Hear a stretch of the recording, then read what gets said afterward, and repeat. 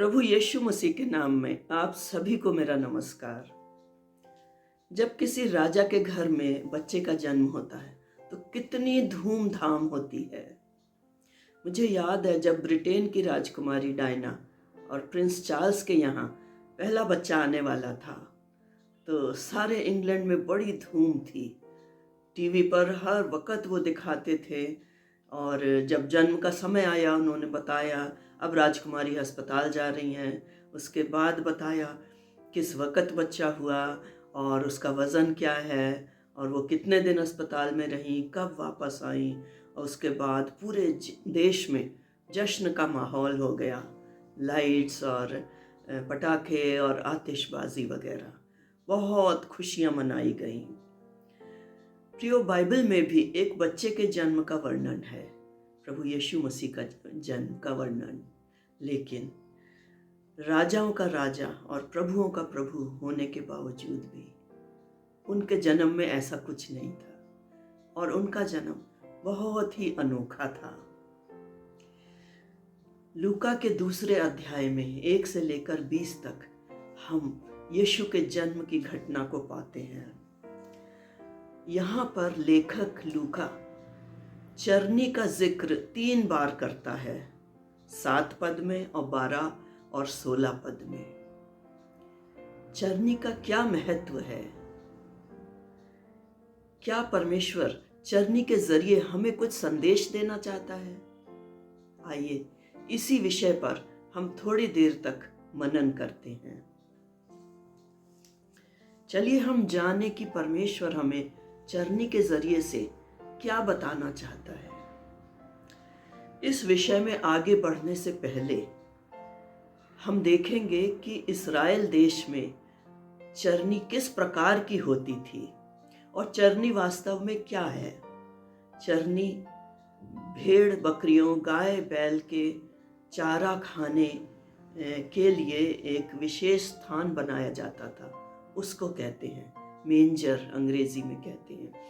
इस्राएल देश में चरनी पत्थर की होती थी और 3 फीट गहरी होती थी, 4-5 फीट लंबी होती थी और उसके अंदर जानवरों का चारा, घास फूस, दाना वो सब डाला जाता था और गाय बैल वहाँ पर आकर अपने भोजन को खाते थे। ये थी वास्तविकता में चरनी, जो बहुत ही हार्ड, बहुत ही कठोर और ठंडी होती थी क्योंकि वो पत्थर की बनी होती थी। प्रियो, आम तौर से हम क्रिसमस कार्ड्स को देखते हैं या नेटिविटी सीन्स जिसमें प्रभु यीशु मसीह के जन्म का दृश्य दिखाया जाता है, उसमें हम कैसी चरनी पाते हैं? लकड़ी की बनी हुई बड़ी सुंदर सी प्यारी सी और उसमें थोड़ी सी घास फूस डली हुई है। पर वास्तविकता ये है कि यीशु के जन्म के समय ऐसी चरनी नहीं थी। वो एक पत्थर की चरनी थी, बहुत ही कठोर और बहुत ही ठंडी। उसमें कोई खूबसूरती नहीं थी, कोई राजा का वैभव या ऐश्वर्य नहीं था। ऐसी जगह में प्रभु यीशु मसीह को जन्म के बाद रखा गया। प्रियो, चरनी प्रतीक है 2 बातों का और आइए हम इन दोनों बातों पर मनन करते हैं। पहली चीज जिसको चरनी दर्शाती है और जो परमेश्वर चाहता है कि हम जाने, वो है प्रभु यीशु मसीह की विनम्रता, प्रभु यीशु मसीह की ह्यूमिलिटी। आप इमेजिन करिए, स्वर्ग का परमेश्वर जिसके द्वारा सृष्टि रची गई और जिसके लिए सृष्टि रची गई, वो एक नन्हे असहाय बालक के रूप में आ गया और एक गरीब निर्धन दंपति के यहाँ पैदा हुआ। उनके लिए कोई जगह नहीं थी, उनको गौशाला में स्थान मिला और प्रभु यीशु मसीह को चरनी जैसी जगह में जन्म के बाद रखा गया। प्रियो, पौलुस जो हैं संत, वो इसी बात को फिलिपियों के 2 अध्याय में बताते हैं। चलिए मैं पढ़ती हूँ। फिलिपियों 2:6-8 में हम देखते हैं, इस प्रकार से लिखा है, यीशु मसीह के लिए लिखा है, जिसने परमेश्वर के स्वरूप में होकर भी परमेश्वर के तुल्य होने को अपने वश में रखने की वस्तु ना समझा, वरन अपने आप को ऐसा शून्य कर दिया और दास का स्वरूप धारण किया और मनुष्य की समानता में हो गया और मनुष्य के रूप में प्रकट होकर अपने आप को दीन किया और यहाँ तक आज्ञाकारी रहा कि मृत्यु, हाँ क्रूस की मृत्यु भी सह ली। ये है चरनी की दीनता। चरनी में जो पैदा हुआ उद्धारकर्ता, उसकी विनम्रता, दीनता, उसने अपने को शून्य कर दिया, अपने को खाली कर दिया और हमारे बीच में आ गया। वचन में लिखा है कि कुछ कपड़ों में प्रभु यीशु मसीह को लपेट कर चरनी में रखा गया और वो कपड़े कोई मखमल के कपड़े नहीं थे, बहुत मुलायम, गरम, नरम कपड़े नहीं थे, वो थे गरीब किसान मजदूरों के कपड़े। और उस समय में रिवाज था कि कपड़ों की पट्टियां बनाकर नवजात शिशु को उसमें लपेट देते थे ताकि वो गर्माहट पाए और सुरक्षित महसूस करे। ऐसे कपड़े थे जिनमें लपेट कर प्रभु यीशु मसीह को रखा गया। और प्रियो, किसी सोने चांदी के पलंग पर नहीं, मखमल के गद्दों पर नहीं, एक चरनी में जो ठंडी थी, कठोर थी क्योंकि वो पत्थर की बनी थी, उसमें थोड़ा घास फूस था, उसके अंदर रखा गया। और यीशु के जन्म के समय रोमी राज्य के बड़े बड़े डॉक्टर, चिकित्सक वहाँ मौजूद नहीं थे, वहाँ पर सिर्फ थे तो गौशाला के जानवर। यीशु मसीह की विनम्रता। प्रियो, क्रिसमस के समय हम गिफ्ट्स यानी उपहार एक दूसरे को बहुत लेते और देते हैं और बच्चे तो बड़े ही खुश होते हैं गिफ्ट के नाम पर और बड़ी उम्मीद करते हैं कि हमको क्या गिफ्ट मिलेगा। और जो गिफ्ट्स हैं, उपहार, उनको हम बड़े अच्छे से पैक करके, लपेट कर, सुंदर से सुंदर ढंग से उनको हम पैक करते हैं। और कई लोग तो बहुत खूबसूरत तरीके से गिफ्ट को पैक करते हैं और कभी कभी लगता है पैकिंग जो है वो गिफ्ट से ज़्यादा सुंदर है। लेकिन प्रियो, जब परमेश्वर ने सबसे कीमती उपहार हमको दिया तो कोई भी सुंदर अच्छी रैपिंग में या पैकिंग में नहीं दिया। ये बात भी हमें सोचने के लायक है। सोचें कि एक कीमती, बहुत कीमती, बेशकीमती हीरा कोई जना अखबार के कागज में लपेट के किसी को दे दे। परमेश्वर ने सबसे बेशकीमती, उत्तम उपहार इस दुनिया को दिया, बहुत मामूली पैकिंग में। ये प्रभु यीशु मसीह की विनम्रता है, ये बड़े दिन की विनम्रता है। और प्रभु करे इस बड़े दिन पर हम इस चीज़ के ऊपर मनन करें। प्रियो, दूसरा जो चरनी का संदेश है वो है चरनी तक सबकी पहुंच, एक्सेसिबिलिटी।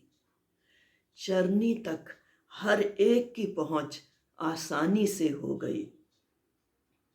बाइबल के वृतांत में हम पढ़ते हैं, चरवाहों ने जब स्वर्गदूतों के द्वारा यीशु मसीह के जन्म का संदेश सुना, वो तुरंत उठकर बालक यीशु के दर्शन करने गए। वहाँ पर वो आसानी से पहुँच गए, कोई रोक टोक करने वाला नहीं था, वहाँ पर कोई नियम कानून नहीं था, उन्हें किसी इनविटेशन की ज़रूरत नहीं थी, कोई आईडी दिखाने की ज़रूरत नहीं थी, वहाँ कोई भी डरने या भयभीत करने वाली बात नहीं थी। चरनी ये बताती है कि परमेश्वर तक हमारी पहुँच आसानी से हो सकती है। और इस दुनिया में अगर किसी राजा महाराजा के यहाँ हमें जाना हो या राष्ट्रपति या बड़े शासक से मिलना हो तो किस प्रकार से हम जा सकते हैं। आसान नहीं है। हमारे पास इनविटेशन होना चाहिए, हमारे पास आईडी कार्ड होना चाहिए, फिर हमारी बैकग्राउंड चेक होगी, बारीकी से हमारी ज़िंदगी को चेक किया जाएगा और वहाँ पहुँचने पर बहुत ही कड़ी सुरक्षा की जांच होगी, हमारी सिक्योरिटी चेक, और उसके पश्चात ही हम उस राजा या शासक से मिलने जा सकते हैं। यीशु मसीह की चरनी तक ऐसा कुछ नहीं था। चरवाहे बहुत आसानी से चरनी तक पहुंच गए, बालक यीशु के दर्शन किए, उन्हें कोई रोक टोक नहीं थी, कोई घबराहट या भयभीत करने वाली बात नहीं थी, कोई इनविटेशन कार्ड या आईडी की ज़रूरत नहीं थी। और उसके बाद जब 3 विद्वान आए यीशु से मिलने, वो भी बहुत सरलता से यीशु तक पहुंच गए। चरनी तक सबकी बहुत सरलता से पहुंच हो गई। क्या ये बात प्रभु यीशु मसीह के पूरे जीवन की झलक को नहीं दर्शाती है? यीशु मसीह के संपूर्ण जीवन भर हर एक व्यक्ति की प्रभु तक बहुत सरलता से पहुंच होती थी। कोई भी व्यक्ति यीशु मसीह तक आसानी से पहुंच सकता था, और इसके अनेकों उदाहरण हम वचन में पाते हैं। चारों सुसमाचारों की जो पुस्तकें हैं वो इस बात का वर्णन करती हैं। चाहे वो 12 साल से लहू बहने की बीमारी से ग्रस्त स्त्री क्यों ना हो, चाहे वो रोमी सरदार क्यों ना हो जिसका सैनिक बहुत बीमार था और मरने पर था, चाहे वो कोढ़ी क्यों ना हो जो समाज से तिरस्कृत और बाहर निकाले गए थे, हर एक की आसानी से, सुगमता से यीशु मसीह तक पहुंच थी। और प्रियो, माएँ जो बच्चों को लेकर आई प्रभु के पास, उन्हें किसी आईडी कार्ड की ज़रूरत नहीं थी, किसी अपॉइंटमेंट लेने की ज़रूरत नहीं थी। और जब चेले उनको रोकते हैं, वचन कहता है प्रभु ने चेलों को डांटा और कहा बच्चों को मेरे पास आने दो। प्रभु यीशु मसीह तक हर एक की आसानी से पहुंच थी। यही संदेश है जो चरनी आज हमारे लिए लेकर आई है कि हमारी पहुंच परमेश्वर तक आसानी से हो सकती है। हमें किसी मध्यस्थ की ज़रूरत नहीं है। हमें ना मरियम के द्वारा, ना किसी संतों के द्वारा, ना स्वर्गदूतों के द्वारा, ना किसी व्यक्ति के द्वारा परमेश्वर तक पहुंचने की आवश्यकता है। हमारा मध्यस्थ सिर्फ और सिर्फ प्रभु यीशु मसीह है, जिन्होंने दुनिया में आकर हमारे लिए रास्ता खोल दिया कि हम सरलता से, सुगमता से परमेश्वर के पास सीधे सीधे पहुंच सकते हैं। और प्रियो, यदि प्रभु यीशु मसीह पर हमने विश्वास किया है, यदि हमने उसे अपने जीवन में अपनाया है, तो हम बेधड़क, बेखौफ परमेश्वर के सिंहासन के सामने जा सकते हैं, जैसा कि इब्रानियों 4 और 16 में लिखा है। इब्रानियों का लेखक कहता है, इसलिए आओ हम हियाव बांधकर परमेश्वर के अनुग्रह सिंहासन के पास जाएं, क्योंकि वो हमें स्वीकार करेगा। क्योंकि यीशु मसीह को हमने अपना लिया है, जो एकमात्र हमारा मध्यस्थ है। प्रियो, ये दूसरा संदेश है क्रिसमस का या चरनी का। तो अंत में मैं आपको उत्साहित करना चाहती हूँ, जब हम क्रिसमस मनाएं, यीशु के जन्मदिन की खुशियाँ मनाएं, इन 2 बातों को याद रखें, इन 2 संदेशों को याद रखें जो चरनी लेकर आई है। पहला, प्रभु यीशु मसीह की विनम्रता, उसने अपने को शून्य कर दिया हमारे लिए। दूसरी बात, यीशु मसीह ने परमेश्वर तक पहुंचने के लिए, आसानी से पहुंचने के लिए हमारे लिए रास्ता, परमेश्वर तक पहुंचने का रास्ता खोल दिया है। हम हियाव बांध कर बिना डरे परमेश्वर की उपस्थिति में जा सकते हैं। आमीन।